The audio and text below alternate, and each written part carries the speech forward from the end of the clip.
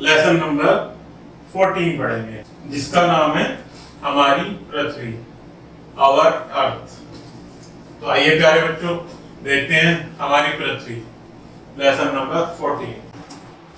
हम सभी पृथ्वी पर रहते हैं। हम पृथ्वी पर पशु, पौधों तथा मनुष्य को पाते हैं, क्योंकि यहाँ पर जल पाया जाता है।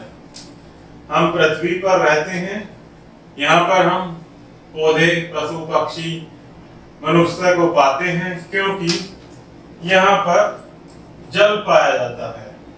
यहाँ पर गुरुत्वाकर्षण बल पाया जाता है। गुरुत्वाकर्षण एक प्रकार का बल होता है जो कि हमें पृथ्वी पर टिकाए रखने में हमारी मदद करता है। यहाँ पर ऑक्सीजन पाई जाती है, जो कि हमारे मानव तथा सभी सजीव जीव जंतुओं को सांस लेने में सहायक होती है।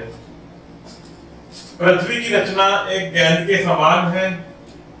ग्लोब में नीला क्षेत्र महासागर तथा सफेद क्षेत्र महाद्वीप को दर्शाता है।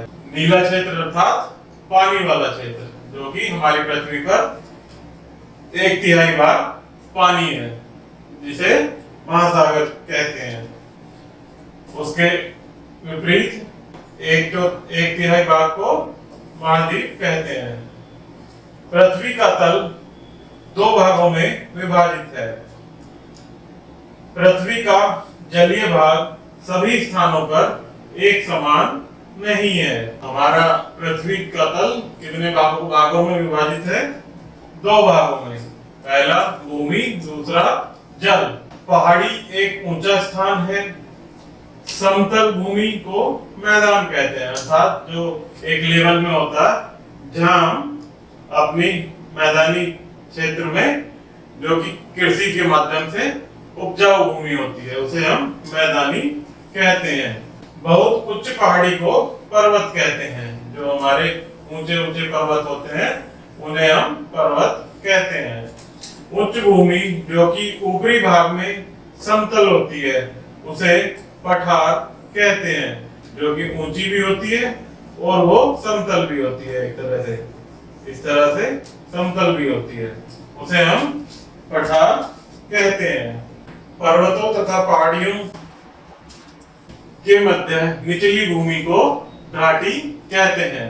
पर्वतों तथा पहाड़ियों के मध्य वाली जगह को हम घाटी कहते हैं।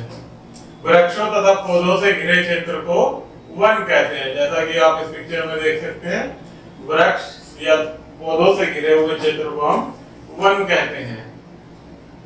जल। पृथ्वी तल का लगभग 3/4 भाग जल से घिरा है। जैसा कि अभी मैंने आपको समझाया कि पृथ्वी का लगभग 3/4 भाग जो कि जल से घिरा हुआ है, जिसे हम महासागर कहते हैं। यह निम्न स्थानों पर पाया जाता है, जैसे महासागर, नदी, झील, सागर। वर्षा का जल मुख्य स्रोत है।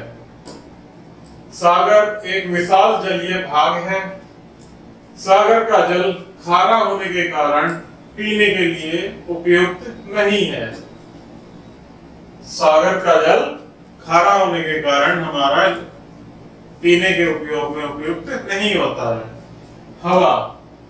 सभी सजीव प्राणियों को श्वसन अर्थात सांस लेने के लिए हवा की आवश्यकता होती है। पृथ्वी के चारों ओर हवा पाई जाती है। यह ऑक्सीजन, हाइड्रोजन, नाइट्रोजन तथा अन्य गैसों से मिलकर बनी होती है, जो कि हमारे जीवन में हमें सांस लेने के लिए परम आवश्यक तत्व होते हैं, जैसे ऑक्सीजन, हाइड्रोजन, नाइट्रोजन। हम ऑक्सीजन के बिना जीवित नहीं रह सकते हैं, अर्थात हमें ऑक्सीजन की सांस लेने के लिए अत्यंत आवश्यकता होती है। जब हवा स्वच्छ तथा साफ नहीं होती है, तब इसको प्रदूषित हवा कहते हैं। किसे कहते हैं प्यारे बच्चों प्रदूषित हवा? जब यह हमारे लिए स्वच्छ या साफ नहीं होती है। प्रदूषित हवा में श्वसन करना अत्यंत कठिन होता है। प्रदूषित हवा में हम आसानी से सांस नहीं ले सकते हैं। कारों तथा बसों, कारखानों का धुआं हवा को प्रदूषित करता है। जो हमारे आसपास के कारखानों तथा कारों व मोटरसाइकिल के में से जो धुआं निकलता है वो हमारी आसपास की हवा को प्रदूषित कर देता है। हमें हवा को स्वच्छ रखने के लिए अधिक से अधिक वृक्ष लगाने चाहिए। अर्थात अगर हमें अच्छी हवा लेनी है तो उसके लिए हमें अधिक से अधिक पेड़ लगाने चाहिए। तो प्यारे बच्चों, इसमें कुछ स्मरणीय तथ्य हैं जिन्हें हम वन बाय वन पढ़ेंगे। तो पहला है, हम पृथ्वी पर पशु, पौधों तथा मनुष्य को पाते हैं। पृथ्वी तल को दो भागों में विभाजित किया गया है। पहला होता है थल, दूसरा होता है जल। पृथ्वी तल का 3/4 भाग जल से घिरा होता है, जिस कारण इसे महासागर कहते हैं। सभी सजीव प्राणियों को श्वसन के लिए स्वच्छ हवा की आवश्यकता होती है। पृथ्वी दिवस 22 अप्रैल को मनाया जाता है।